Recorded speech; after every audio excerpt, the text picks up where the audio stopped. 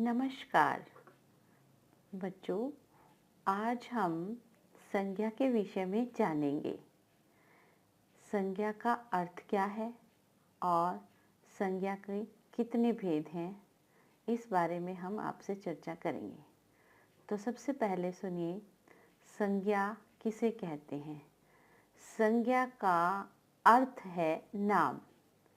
संसार में हर प्राणी, वस्तु, स्थान अथवा भाव का कोई न कोई नाम होता है। नाम को हिंदी व्याकरण में संज्ञा के नाम से जाना जाता है। इस संसार में चारों ओर संज्ञा ही संज्ञा बिखरी पड़ी हैं। आइए इन चित्रों के माध्यम से आप बताएंगे कि ये कौन कौन सी संज्ञाएं हैं। नीचे दिए गए इस चित्र में 6 वस्तुओं के नाम लिखे हैं जो तुम अपने बगीचे में देखते हो, जैसे फूल, पत्ता, घास, तितली, पक्षी, पेड़। ये जितने भी मैंने नाम बोले हैं ये सब संज्ञा है। अब है संज्ञा की परिभाषा।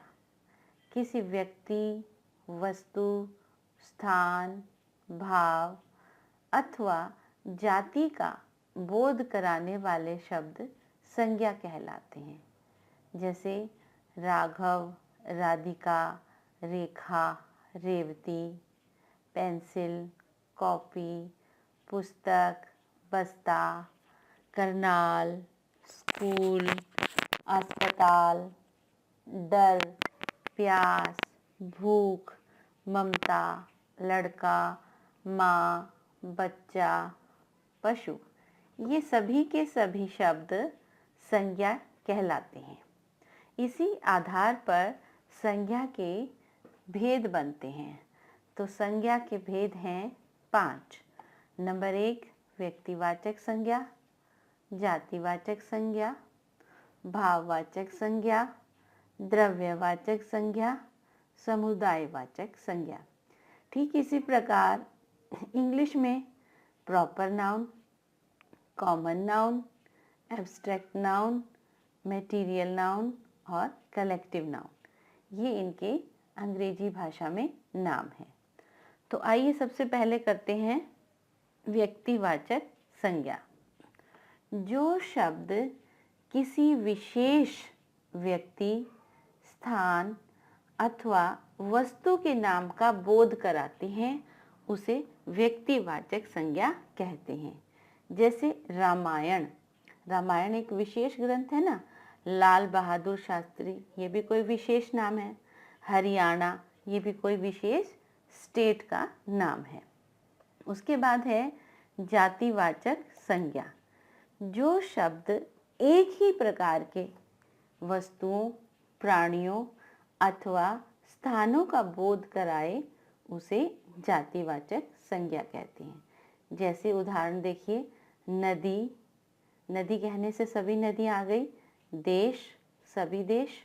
शहर, सारे शहर। खिलाड़ी, सारे खिलाड़ी। गाड़ी, सारी गाड़ियाँ। लड़का यानी कि पूरे लड़कों की जाति। उसके बाद है भाववाचक संज्ञा।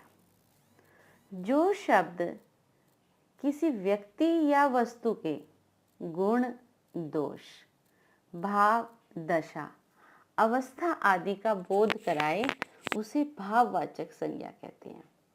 बच्चों, भाववाचक संज्ञा के विषय में एक विशेष बात है कि भाववाचक संज्ञा को ना तो हम अपनी आंखों से देख सकते हैं और ना ही हाथ से छू सकते हैं। इन्हें केवल महसूस किया जाता है। उदाहरण देखिए, सहायता, वीरता, सुंदरता, अहिंसा, ये सारे चीज़ें महसूस करने की हैं। ये हम ये नहीं कह सकते कि ये वीरता खड़ी है या ये सहायता खड़ी है।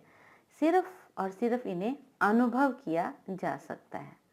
आगे है द्रव्यवाचक संज्ञा। जिन संज्ञा शब्दों से द्रव्य या धातु या पदार्थ का बोध होता है वे द्रव्यवाचक संज्ञा कहलाते हैं। द्रव्य जैसे घी और तेल, ये लिक्विड है ना। धातु, लोहा, चांदी, पदार्थ जैसे लकड़ी, ये सभी द्रव्यवाचक के उदाहरण हैं। उसके बाद है समूहवाचक संज्ञा। जिन संज्ञा शब्दों से वस्तुओं अथवा व्यक्तियों के समूह का बोध होता है, पूरी कलेक्शन का, उसे समूहवाचक यानी कि समुदायवाचक संज्ञा कहते हैं। जैसे बहुत सारे बच्चों से बनती है कक्षा, बहुत सारे सैनिकों से एक सेना बनती है। दल, बहुत सारी कोई चीज़ें इकट्ठी हो जाएं, जैसे चाबियां तो चाबियों का गुच्छा। जब समूह में चीज़ें आती हैं तो उसे समूहवाचक संज्ञा कहते हैं।